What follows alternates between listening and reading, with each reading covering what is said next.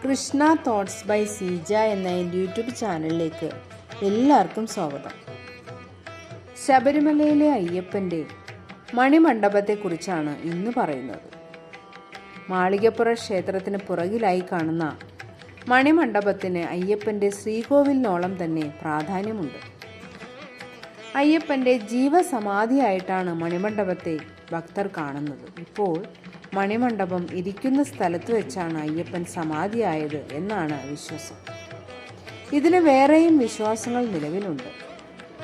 ദൗത്യം കഴിഞ്ഞെത്തിയ അയ്യപ്പൻ ഇവിടെയിരുന്നു ധ്യാനിച്ചുവെന്നും അതിനുശേഷം ശാസ്താവിഗ്രഹത്തിൽ വിലയം പ്രാപിച്ചുവെന്നുമാണ് അടുത്ത വിശ്വാസം.